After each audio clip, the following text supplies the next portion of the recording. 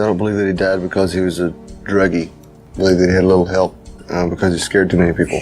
We'll leave it there. Alright, that was Stevie Ray Vaughan speaking right there about his belief that Jimi Hendrix may have had a little bit of help in finding his way to the other side of the curtain. And he is not the only one who has this feeling that there may have been a conspiracy surrounding the death of Jimi Hendrix.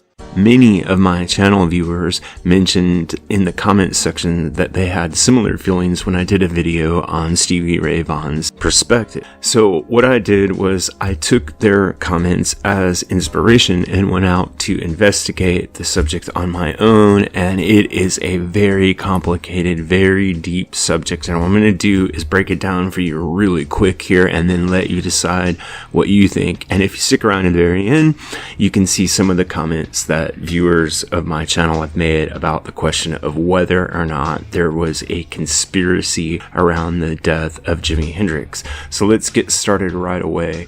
Now, the official story says that Hendrix died from a tragic mix of sleeping pills and red wine on September 18th, 1970.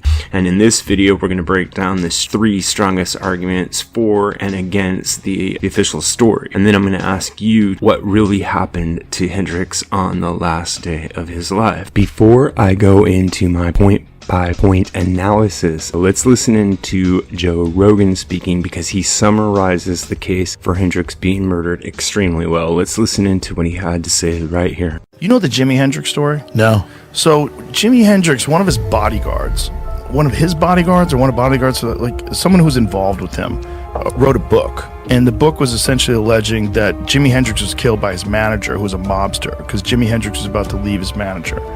And what happens with a lot of these artists is whoever's controlling them might have ownership in their titles, might have ownership in their music. And if you think someone's going to leave and you kill them, like now you have all their music and you essentially can keep selling it forever. Now, the case for foul play or for murder starts basically with Hendrix's manager, Michael Jeffrey. Michael Jeffrey is an extremely shady character. He had ties to British intelligence, he had a ton of shady financial dealings, and just almost everything about the guy screams criminal, and perhaps this surface level interpretation of his character is the strongest reason why people feel there was a conspiracy. So before he was Hendrix's manager, he was involved with the band The Animals, and he was known for being ruthless and controlling and secretive. He spent time in British intelligence while he was in the army, and it's well known that he, along with Hendrix, were both in extreme financial peril at the time of Hendrix's death. Now, there is another reason why a lot of people feel that Jeffrey had something to do with Hendrix dying, and that is because of a memoir written by a roadie named James Tappy Wright, who said that Jeffrey confessed to killing Hendrix by stuffing him with pills and red wine because he was afraid that Hendrix is going to fire him and cut him out of future profits. This brings us to the second point in favor of a conspiracy, which is the red wine evidence. There are reports that say that Hendrix had massive amounts of red wine in his lungs and stomach, but very little alcohol in his bloodstream. Add to this, Hendrix was not known to favor red wine, and if you look at the slideshow going by, you'll see a lot of pictures of Hendrix drinking, and in none of those pictures is he consuming red wine. Many people interpret this as evidence that he was force-fed wine, basically waterboarded with red wine, and paramedics on the scene allegedly described the room as being, quote, flooded with wine. Now, here's the third point in favor of a potential murder scenario: financial motives and control.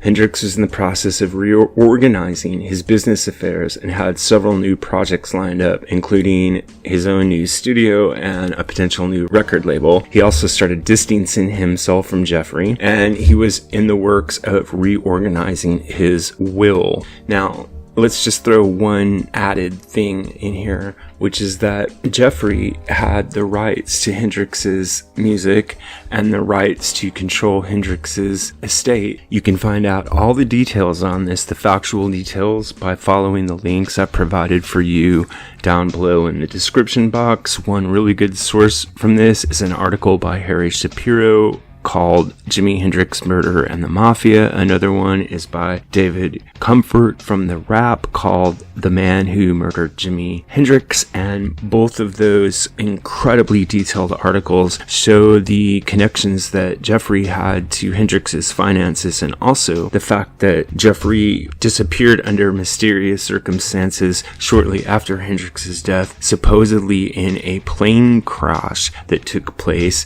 where his remains were never recovered. So the fact is that if he somehow managed to get away with murdering Hendrix and faking his own death, he was a mastermind of the First Order. So let's move now to the points against the idea that Hendrix may have been murdered. So first point is the official coroner's report. The autopsy lists the cause of death as barbiturate, intoxication, and asphyxiation from vomit. Hendrix took 9 Vesperac sleeping pills, which is 18 times the recommended dose, and the coroner made no mention of trauma in their report. Let's listen in to a medical examiner speaking about the autopsy report right here. This is Jimi Hendrix's autopsy report. It's barely more than a page in length.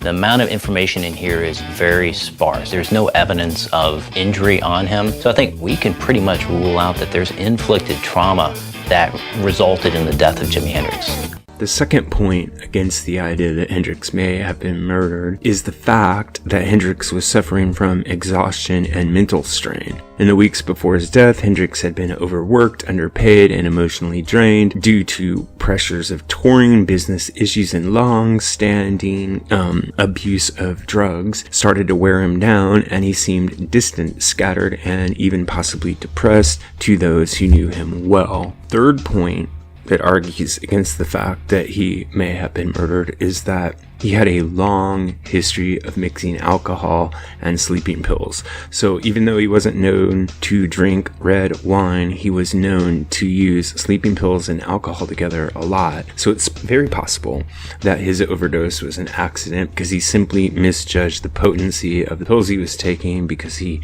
hadn't actually used them very often before. His girlfriend at the time who lived with him, Monica Danneman, gave conflicting accounts about what happened, but she never said anything that would lead people to believe that he was murdered. So what are we to make of all of this? On one hand, you have a tangled web of shady business dealings, financial motives, and strange forensic clues. On the other, there's a straightforward explanation involving exhaustion, drugs, and human error. Was Jimi Hendrix's death a murder, or was it simply a heartbreaking end to a legendary but short life?